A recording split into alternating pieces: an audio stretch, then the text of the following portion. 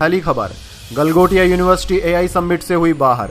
पहले चीनी रोबोट फिर कोरियन ड्रोन को बताया अपना। राहुल गांधी बोले इवेंट केवल पीआर तमाशा बना।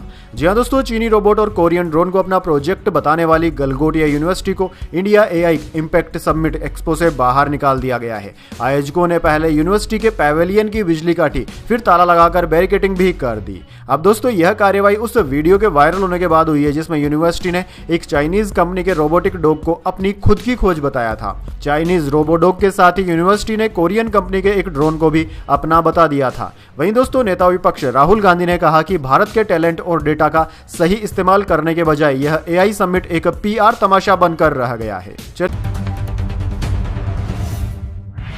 चलिए दोस्तों, जान लेते हैं अगली खबर। किरण रिजिजू बोले राहुल गांधी देश की सुरक्षा के लिए खतरा हैं। उनके नक्सलियों से रिश्ते, संसद में उनका बर्ताव बचकाना, ऐसा अपोजिशन लीडर इतिहास में नहीं देखा। दरअसल दोस्तों, केंद्रीय संसदीय मामलों के मंत्री किरण रिजिजू ने बुधवार को कहा कि राहुल गांधी भारत की सुरक्षा के लिए सबसे खतरनाक इंसान बन गए हैं। वे भारत विरोधी ताकतों से जुड़े हुए हैं। वे नक्सलियों, उग्रवादियों और जॉर्ज सोरास जैसे लोगों से मिलते हैं। रिजिजू ने यह बातें न्यूज एजेंसी को दिए इंटरव्यू में कही। रिजिजू ने आगे कहा कि संसद में राहुल गांधी का बर्ताव बचकाना और गैर जिम्मेदाराना है। एक लीडर ऑफ अपोजिशन पूरे विपक्ष को रिप्रेजेंट करता है। संसद के बाहर जाकर लोगों को देशद्रोही कहना, ड्रामा वाले सिस्टम करना और एक अनपब्लिश्ड किताब लहराना, यह सब बच्चों जैसा बर्ताव है। हमने भारत के इतिहास में ऐसा लीडर ऑफ अपोजिशन कभी नहीं देखा। चलिए दोस्तों, जान लेते हैं अगली खबर। ममता बनर्जी सरकार बोली ईडी केंद्र का हथियार। एजेंसी ने कहा हमें बंगाल में धमकाया। सुप्रीम कोर्ट बोला हम तय करेंगे कौन हथियार और किसे धमकाया गया। दरअसल दोस्तों, पश्चिम बंगाल में आईपैक से जुड़े रेड मामले में बुधवार को सुप्रीम कोर्ट में सुनवाई हुई। इस दौरान ममता सरकार ने आरोप लगाया कि केंद्र सरकार परिवर्तन निर्देशालय यानी कि ईडी का उन राज्यों में हथियार के रूप में इस्तेमाल कर रही है जहां विपक्ष की सरकार है। वहीं केंद्रीय एजेंसी ने पलटवार करते हुए कहा कि हम किसी के हथियार नहीं है। बंगाल में ममता सरकार ने हमें धमकाया। दोनों पक्षों के बीच बहस पर सुप्रीम कोर्ट ने कहा कि किसका हथियार के रूप में इस्तेमाल किया जा रहा है और किसे धमकाया जा रहा है, यह हम तय करेंगे। ईडी ने आईपैक रेड मामले की जांच केंद्रीय जांच ब्यूरो सीबीआई से कराने की मांग को लेकर सुप्रीम कोर्ट में एक याचिका दायर की थी। चलिए दोस्तों, जान लेते हैं अगली खबर। महाराष्ट्र में मुस्लिमों के 5% आरक्षण का आदेश हुआ रद्द। 2014 में कांग्रेस अध्यादेश लेकर आई थी। पास न होने से 10 सालों से इनवैलिड, कोर्ट भी लगा चुकी है रोक। जी हां दोस्तों, महाराष्ट्र सरकार के सोशल जस्टिस डिपार्टमेंट ने मंगलवार को एक सरकारी रिजोल्यूशन जीआर जारी किया है। इसके जरिए सरकार ने अपने 10 साल पुराने उस सरकारी आदेश को कैंसिल कर दिया जिसमें मुस्लिम कम्युनिटी को एजुकेशनल इंस्टीट्यूट और सरकारी और सेमी गवर्नमेंट नौकरियों में 5% रिजर्वेशन देने की बात कही गई थी। हालांकि दोस्तों, पिछले 10 सालों से यह आदेश इनवैलिड रहा है क्योंकि 2014 में कांग्रेस सरकार की तरफ से लाया गया था। अध्यादेश तय समय यानी कि 6 हफ्ते में विधानसभा से पास नहीं कराया जा सका, जिससे वह खुद ही इनवैलिड हो गया था। चलिए दोस्तों, जान लेते हैं अगली खबर। कांग्रेस सांसद गोगाई बोले मुख्यमंत्री हिमंता असम के जिन्ना है। नेताओं को हिंदू सर्टिफिकेट देना बंद करें। जो भी भाजपा में गया वह गैर जरूरी हुआ। जी हां दोस्तों, असम कांग्रेस के प्रदेश अध्यक्ष गौरव गोगाई ने असम सीएम हिमंत बिस्व शर्मा और कांग्रेस छोड़कर भाजपा ज्वाइन करने जा रहे भूपेन कुमार बोरा पर कमेंट किया। उन्होंने बुधवार को गुवाहाटी में प्रेस कॉन्फ्रेंस में कहा कि हिमंता ने बोरा को कांग्रेस का आखिरी हिंदू नेता बताया है। हिमंता असम के जिन्ना है, उन्हें नेताओं को हिंदू सर्टिफिकेट देना बंद करना चाहिए। गोगाई ने यह भी कहा कि भाजपा में शामिल होने वाले नेता अपनी पार्टी के लिए गैर जरूरी हो जाते हैं। ऐसा ही हाल असम कांग्रेस के पूर्व प्रदेश अध्यक्ष भूपेन कुमार बोरा का होगा, जो 22 जनवरी को भाजपा में शामिल होंगे। चलिए दोस्तों, जान लेते हैं अगली खबर। राज्यसभा की 37 सीटों पर 16 मार्च को होगा चुनाव। इनमें 25 सीटें विपक्ष, एनडीए की 12। पवार सिंघवी का कार्यकाल अप्रैल में खत्म हो रहा है। दरअसल दोस्तों, चुनाव आयोग ने बुधवार को 10 राज्यों की 37 राज्यसभा सीटों पर चुनाव की तारीखों का ऐलान कर दिया। 37 सीटों के लिए 16 मार्च को चुनाव कराया जाएगा। जो सीटें खाली हो रही है उनमें 12 एनडीए के पास है, 25 पर विपक्ष का कब्जा है। सबसे ज्यादा महाराष्ट्र की 7, तमिलनाडु की 6 और पश्चिम बंगाल बिहार की 5 सीटों पर चुनाव कराया जाएगा। दोस्तों, शरद पवार, रामदास अठावले, कणी मोझी, तिरुचि सिवा राज्यसभा के उपसभापति हरिवंश का कार्यकाल 2 अप्रैल को समाप्त हो रहा है। चलिए दोस्तों जान लेते हैं अगली खबर। पवन खेड़ा बोले सिंबल का जेफरी एप्स्टीन से कोई संबंध नहीं, भाजपा झूठ फैला रही है। कपिल को 2020 में न्यूयॉर्क में शिक्षा संस्थान ने सम्मानित किया था। दरअसल दोस्तों कांग्रेस नेता पवन खेड़ा ने मंगलवार को पूर्व केंद्रीय मंत्री कपिल सिब्बल का नाम जेफरी एप्स्टीन फाइल से जुड़े होने के दावों को खारिज कर दिया है। उन्होंने कहा कि भाजपा नेता इस मामले में झूठा नैरेटिव गढ़ने की कोशिश कर रहे हैं। खेड़ा ने एक्स पर पोस्ट में लिखा कि जिस दस्तावेज का हवाला दिया जा रहा है वह 59 पन्नों का एक कैलेंडर है जिसमें न्यूयॉर्क में आयोजित सार्वजनिक कार्यक्रमों, कॉन्फ्रेंस और फंड रेजर की लिस्ट है। यह दस्तावेज कथित तौर पर 10 सितंबर 2010 को मार्गोक्स रोजर्स ने एप्स्टीन की निजी सहायक लेस्ली ग्राफ को भेजा था। उन्होंने कहा कि कपिल सिब्बल का नाम इस लिस्ट के पेज 55 पर एक कार्यक्रम से जुड़ा है जहां इंटरनेशनल एजुकेशन इंस्टीट्यूट ने वैश्विक शिक्षा सहयोग में योगदान के लिए उन्हें सम्मानित किया था। चलिए दोस्तों जान लेते हैं अगली खबर। उत्तराखंड में हर घंटे 1.14 लाख ठग रहे हैं साइबर अपराधी। 5 साल में 500 करोड़ रुपए उड़ा लिए। अब 8वां वेतन आयोग नया पेतरा है। दरअसल दोस्तों उत्तराखंड में साइबर अपराधी औसतन हर घंटे लोगों के खातों से 1.14 लाख रुपए उड़ा रहे हैं। पिछले 5 वर्षों में प्रदेश भर में दर्ज करीब 90,000 शिकायतों के आधार पर ठग लगभग 500 करोड़ की रकम पार कर चुके हैं। यानी कि दोस्तों हर दिन करीब 27 लाख और हर साल लगभग 100 करोड़ की ठगी हो रही है। अब ठगों ने सरकारी कर्मचारियों को 8वें वेतन आयोग से जुड़ी जानकारी का झांसा देकर नया पेतरा अपनाना शुरू कर दिया है। दोस्तों इतनी बड़ी रकम में से अब तक केवल करीब 70 करोड़ ही रिकवर हो पाए हैं। एक कॉल, एक लिंक या फिर एक क्लिक लोगों की जीवन भर की कमाई को कुछ ही सेकंड में गायब करने के लिए पर्याप्त है। ऐसे में दोस्तों आप जरूर सतर्क रहें। चलिए दोस्तों जान लेते हैं अगली बड़ी खबर। एमपी, राजस्थान समेत 9 राज्यों में बारिश का है अलर्ट। हिमाचल प्रदेश, उत्तराखंड और जम्मू कश्मीर में आज से बर्फबारी। कई राज्यों में दिन का पारा 30 डिग्री के पार पहुंचा। दरअसल दोस्तों उत्तर और मध्य भारत पर अगले 36 घंटों में वेस्टर्न डिस्टर्बेंस का असर होगा। इसके कारण मध्य प्रदेश, राजस्थान, हरियाणा, पंजाब समेत 9 राज्यों में बारिश, आंधी और ओलावृष्टि का अलर्ट है। प्रदेश में 2 साइक्लोनिक सर्कुलेशन और एक वेस्टर्न डिस्टर्बेंस की वजह से मौसम में बदलाव आया है। इस वजह से मिनिमम टेम्परेचर में बढ़ोतरी आई है। राज्य के 22 जिलों में आंधी बारिश का अलर्ट है। उत्तर प्रदेश और दिल्ली के कई इलाकों में हल्की बारिश हो सकती है। राजस्थान के 5 जिलों में भी मंगलवार को बारिश हुई। आज सुबह से जयपुर में बारिश और ओलावृष्टि जारी है। वहीं दोस्तों भारतीय मौसम विज्ञान विभाग ने हिमाचल प्रदेश, उत्तराखंड और जम्मू कश्मीर में बर्फबारी और बारिश की चेतावनी जारी की है। चलिए दोस्तों आगे बढ़ते हैं। 1 अप्रैल से मध्य प्रदेश में लागू होगी परिवार पेंशन। नियम में बड़ा बदलाव, बजट में दी है जानकारी। जी हाँ दोस्तों आपने बिल्कुल सही सुना। मध्य प्रदेश के लिए बहुत ही बड़ी खुशखबरी है वहां के रहने वाले लोगों के लिए। दरअसल दोस्तों मध्य प्रदेश सरकार में वित्त मंत्री जगदीश देवड़ा ने मोहन सरकार का तीसरा बजट पेश कर दिया। वित्त वर्ष 2026-27 में बजट की राशि 4,38,317 करोड़ रुपए है।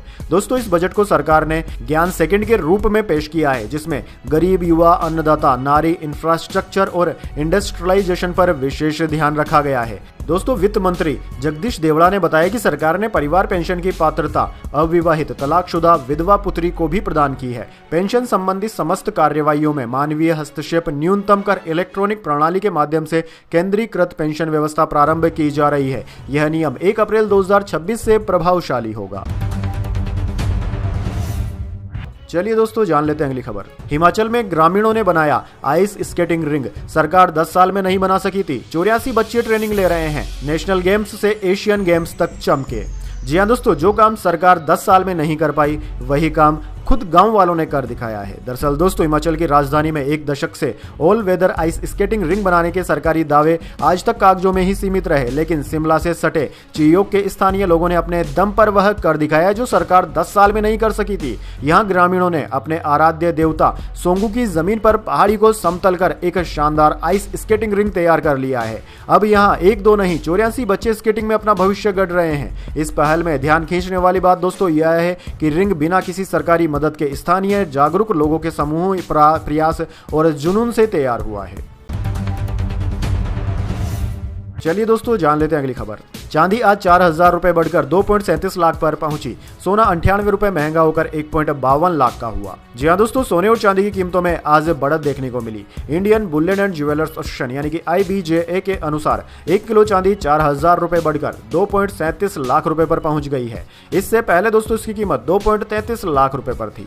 वहीं दूसरी ओर दोस्तों सोने की कीमतों की बात करें तो 10 ग्राम 24 कैरेट सोना 98 रुपए महंगा होकर 1.52 लाख रुपए पर पहुंच गया है। वहीं दोस्तों 14 कैरेट सोने की कीमत 88,898 रुपए है। 18 कैरेट की कीमत 1,13,972 रुपए प्रति 10 ग्राम है, जबकि 22 कैरेट सोना 1,35,158 रुपए प्रति 10 ग्राम के भाव पर बिक रहा है। दोस्तों कुछ शहरों की बात करें तो जयपुर, दिल्ली और अहमदाबाद में 10 ग्राम 24 कैरेट सोने की कीमत 1,54,350 रुपए प्रति 10 ग्राम है। चलिए दोस्तों जान लेते हैं अगली खबर। विधानसभा चुनाव से पहले मायावती का बड़ा ऐलान, 2027 में नहीं करेगी गठबंधन, नेताओं को दे दी नसीहत। जी हां दोस्तों, उत्तर प्रदेश में 2027 के विधानसभा चुनाव को लेकर राजनीतिक माहौल बनना शुरू हो गया है। इसी बीच बसपा प्रमुख मायावती ने साफ कर दिया है कि उनकी पार्टी बहुजन समाजवादी पार्टी किसी भी दल के साथ गठबंधन नहीं करेगी और चुनाव अकेले खुद के दम पर लड़ेगी। मीडिया से प्रेस कॉन्फ्रेंस करके मायावती ने कहा कि गठबंधन को लेकर चल रही खबरें सही नहीं है। उन्होंने इन अटकलों को झूठी, हवा हवाई और मनगढ़ंत बताया है। चलिए दोस्तों जान लेते हैं अगली खबर। राज ठाकरे ने डिप्टी सीएम एकनाथ शिंदे से की मुलाकात, महाराष्ट्र में सियासी अटकलें हुई तेज। दरअसल दोस्तों महाराष्ट्र नवनिर्माण सेना के अध्यक्ष राज ठाकरे ने 18 फरवरी को उप मुख्यमंत्री एकनाथ शिंदे से उनके नंदनवन निवास स्थान पर जाकर मुलाकात की। इस दौरान दोनों नेताओं के बीच विभिन्न विषयों पर चर्चा हुई। मुंबई महानगर पालिका चुनाव के बाद इन दोनों नेताओं की यह पहली मुलाकात थी। इन दोनों नेताओं के बीच हुई मुलाकात से उन अटकलों को फिर हवा मिल गई है कि क्या राज ठाकरे की पार्टी शिवसेना में कोई सियासी गठजोड़ होने वाला है। दोस्तों यह मुलाकात इसलिए भी खास है क्योंकि राज ठाकरे अब अपने चचेरे भाई उद्धव ठाकरे के साथ गठबंधन में है। चलिए दोस्तों जान लेते हैं अगली बड़ी खबर। सुप्रीम कोर्ट बोला, अपराधी की सजा घटाकर मुआवजा बढ़ाना खतरनाक ट्रेंड, आरोपी पैसा देकर बच नहीं सकते, मदुरै हाईकोर्ट का फैसला रद्द किया। जी हां दोस्तों, सुप्रीम कोर्ट ने गंभीर अपराधों में किसी की सजा घटाकर मुआवजा बढ़ाने को खतरनाक ट्रेंड बताया है। मदुरै हाईकोर्ट के एक फैसले पर मंगलवार को सुनवाई करते हुए कोर्ट ने कहा कि इससे समाज में गलत संदेश जाता है कि आरोपी सिर्फ पैसा देकर अपनी जिम्मेदारी से बच सकते हैं। जस्टिस राजेश बिंदल और जस्टिस विजय बिश्नोई की पीठ ने कहा कि सजा का उद्देश्य अपराध के प्रति डर पैदा करना है ताकि भविष्य में अपराध रोके जा सके। सजा न तो अत्यधिक कठोर होनी चाहिए और न ही इतनी नरम कि उसका भय ही खत्म हो जाए। चलिए दोस्तों जान लेते हैं इसके बाद अगली बड़ी खबर, लेकिन उससे पहले मेरी आपसे छोटी सी रिक्वेस्ट है, अगर दोस्तों आपको अभी तक हमारी न्यूज पसंद आई है तो इसे एक छोटा सा लाइक जरूर दे दीजिए। चलिए आगे बढ़ते हैं। सेंसेक्स 283 अंक बढ़कर 83,734 पर बंद हुआ। निफ्टी भी 94 अंक चढ़ा। मेटल और बैंकिंग शेयर्स में रही खरीदारी। जी हां दोस्तों, शेयर बाजार में आज बढ़त देखने को मिली। सेंसेक्स 283 अंक की तेजी के साथ 83,734 पर बंद हुआ। वहीं निफ्टी में भी 94 अंकों की बढ़त रही है। ये 25,819 पर बंद हुआ। दोस्तों आज सेंसेक्स के 30 शेयरों में से 19 शेयरों में बढ़त रही। वहीं निफ्टी 50 के 31 शेयरों में बढ़त देखने को मिली। आज मेटल, बैंकिंग और एमएफसीजी शेयर्स में बढ़त रही। वहीं आईटी शेयर्स में गिरावट देखने को मिली। बात करें दोस्तों निफ्टी 50 के टॉप गेनर और टॉप लूजर स्टॉक्स की, तो दोस्तों आज के शेयर बाजार में निफ्टी 50 के टॉप गेनर्स में अडानी एंटरप्राइजेज, आईटीसी और बीईएल रहे, जबकि निफ्टी 50 के टॉप लूजर्स में क्वालिटी वॉल्स, हिंडाल्को और इटरनल रहे। चलिए दोस्तों जान लेते हैं अगली खबर। यूपी में ओवैसी गठबंधन को बेकरार, एआईएमआईएम का किसी दल से नहीं हो पा रहा है करार। जी हां दोस्तों, मुस्लिम सियासत के बहाने असदुद्दीन ओवैसी अपनी पार्टी एआईएमआईएम को हैदराबाद के चार मीनार के दायरे से बाहर निकालकर राष्ट्रीय फलक पर पहचान दिलाने की कवायद में लगातार जुटे हुए हैं। इस मिशन के तहत ओवैसी उत्तर प्रदेश की राजनीति में खुद को तुरुप का एक इक्का साबित करना चाहते हैं। हालांकि अवध के पुलाव के आगे हैदराबाद की बिरयानी हमेशा कमजोर पड़ी है। उनका तीखापन, मसाले और कच्चेपन को कभी भी अवध के लोगों ने पसंद नहीं किया है। ऐसे में यह साफ है कि उत्तर प्रदेश में एआईएम चीफ असदुद्दीन ओवैसी की दाल मुश्किल ही गले। वैसे इस बारे में आपके क्या विचार है, कमेंट बॉक्स में अपनी राय जरूर दीजिए। चलिए दोस्तों जान लेते हैं अगली खबर। आईसीसी रैंकिंग में ईशान किशन की सुनामी, मारी 17 पायदान की सीधी छलांग, बन गए नंबर 8 टी20 बल्लेबाज। जी हां दोस्तों, आईसीसी की ताज़ा टी20 इंटरनेशनल रैंकिंग में ईशान किशन ने जोरदार वापसी करते हुए 17 स्थान की लंबी छलांग लगाई है। इस बड़े उछाल के साथ भारतीय विकेटकीपर बल्लेबाज अब दुनिया के नंबर 8 टी20 बल्लेबाज बन गए हैं। हालिया मैचों में उनकी आक्रामक बल्लेबाजी और लगातार रन बनाने का फायदा सीधे रैंकिंग में देखने को मिला। वैसे दोस्तों इस ताज़ा रैंकिंग में कुल मिलाकर टॉप 10 में भारत के 4 बल्लेबाज शामिल हैं, जो टीम इंडिया की मजबूत टी20 बल्लेबाजी लाइनअप को दिखाते हैं। दोस्तों बुधवार को आईसीसी की जारी ताज़ा T20 बल्लेबाजी रैंकिंग में भारतीय खिलाड़ियों का दबदबा साफ दिख रहा है। खराब फॉर्म से जूझ रहे युवा ओपनर अभिषेक शर्मा 891 रेटिंग अंकों के साथ दुनिया के नंबर 1 बल्लेबाज बने हुए हैं। इंग्लैंड के फिल साठ 808 रैंक अंकों के साथ दूसरे स्थान पर है, जबकि T20 वर्ल्ड कप में अपना पहला शतक जड़ने वाले श्रीलंका के प्रथम निशंका 3 पायदान की छलांग लगाकर तीसरे नंबर पर पहुंच गए हैं। वहीं चौथे नंबर पर तिलक वर्मा है, 6वें नंबर पर सूर्य कुमार यादव, 8वें नंबर पर ईशान किशन है। चलिए दोस्तों जान लेते हैं अगली बड़ी खबर। 15 साल की नौकरी में कमाए 17 लाख रुपए, संपत्ति निकली 15 करोड़ से ज्यादा। जूनियर असिस्टेंट के यहां एसीबी ने मारा छापा। जी हाँ दोस्तों, Rajasthan anti corruption bureau ACB ने आय से अधिक संपत्ति के मामले में बड़ी कार्रवाई की है। फलोदी की ग्राम पंचायत कानासर में कार्यरत कनिष्ठ सहायक शुभकरण चीपा के 5 ठिकानों पर छापा मारा गया। इस दौरान जांच में 15 करोड़ रुपए से अधिक की चल अचल संपत्तियों का खुलासा हुआ है, जबकि 15 साल की सरकारी नौकरी में उनकी कुल वैध आय महज 17 लाख रुपए आंकी गई है। एसीबी बीकानेर को शुभकरण के खिलाफ आय से अधिक संपत्ति की शिकायत मिली थी। चलिए दोस्तों जान लेते हैं अगली खबर। ओडिशा के कोणार्क मंदिर के गर्भगृह में जा सकेंगे अब श्रद्धालु। 122 साल से भरी रेत हटाई जा रही, इसमें 3 महीने का लगेगा समय। जी हाँ दोस्तों, ओडिशा में स्थित 13वीं शताब्दी के कोणार्क मंदिर के गर्भगृह में अब श्रद्धालु जा सकेंगे। अभी इसमें रेत भरी हुई है, जिसे हटाने का काम जारी है। दोस्तों मंदिर के पीछे 15 फीट ऊंची दीवार है। इसे गिरने से बचाने के लिए अंग्रेजों ने 1903 और 4 में मंदिर के गर्भगृह में हजारों टन रेत भरवा दी थी। 1 सदी से ज्यादा वक्त बीत चुका है, लेकिन आज तक मंदिर के गर्भगृह यानी कि जगमोहन हॉल में कोई नहीं जा सका। भारतीय पुरातत्व विभाग ASI और IIT मद्रास के एक्सपर्ट्स की 30 लोगों की टीम को इसे हटाने का टास्क दिया गया है। ASI पूरी सर्किल के सुप्रिटेंडेंट DB गडनायक ने बताया कि पूरी तरह रेत निकालने में 3 महीने लगेंगे। सब कुछ ठीक रहा तो 1 साल बाद श्रद्धालु पहली बार इस ऐतिहासिक मंदिर के गर्भगृह में जा सकेंगे। चलिए दोस्तों जान लेते हैं अगली खबर। सुंदर पिचाई ने प्रधानमंत्री मोदी से की मुलाकात। AI समिट में शामिल होंगे गूगल CEO। मोदी बोले 2030 तक $400 बिलियन का होगा IT सेक्टर। दरअसल दोस्तों गूगल के CEO सुंदर पिचाई ने 18 फरवरी को नई दिल्ली में प्रधानमंत्री मोदी से मुलाकात की। Pichai global AI impact summit 2026 में हिस्सा लेने के लिए भारत आए हैं। 20 फरवरी को वे इस समिट में की नोट एड्रेस यानी कि मुख्य भाषण देंगे। दरअसल दोस्तों भारत पहुंचने के बाद पिचाई ने सोशल मीडिया प्लेटफॉर्म X पर अपनी खुशी जाहिर करते हुए लिखा कि AI इम्पैक्ट समिट के लिए भारत वापस आकर अच्छा लग रहा है। हमेशा की तरह यहाँ गर्मजोशी से स्वागत हुआ। चलिए दोस्तों जान लेते हैं अगली बड़ी खबर। दुनिया भर में YouTube की सर्विस करीब 1.5 घंटे रही ठप। ऐप खोलने पर समथिंग वेंट रॉन्ग का मैसेज दिखा। रिकमेंडेशन सिस्टम में खराबी आई। जी हाँ दोस्तों, दुनिया का सबसे पॉपुलर वीडियो प्लेटफॉर्म YouTube की सर्विस अचानक ठप हो गई।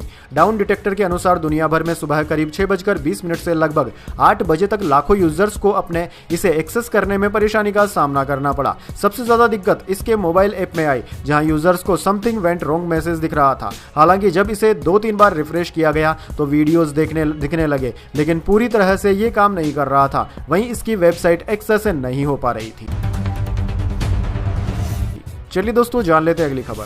महाराष्ट्र के डिप्टी सीएम अजित पवार विमान क्रैश मामला। डिजिटल फ्लाइट डेटा रिकॉर्डर मिला। Cockpit voice recorder data recover करने के लिए कंपनी से मदद मांगी। जी हां दोस्तों, महाराष्ट्र के पूर्व डिप्टी सीएम अजित पवार के प्लेन क्रैश की जांच aircraft accident investigation bureau AAIB कर रही है। सिविल एविएशन मिनिस्ट्री के अनुसार AAIB ने बताया कि क्रैश के दौरान प्लेन का ब्लैक बॉक्स क्रैश के बाद तेज गर्मी में रहा। आग लगने से वह क्षतिग्रस्त हुआ। मिनिस्ट्री ने बताया कि प्लेन में लगे इन 2 इंडिपेंडेंट फ्लाइट रिकॉर्डर में शामिल digital flight data recorder DFRDR का डेटा AAIB ने फ्लाइट रिकॉर्डर लेबोरेटरी में सफलतापूर्वक डाउनलोड कर लिया है। इस रिकॉर्डर को L3 कम्युनिकेशन ने बनाया है।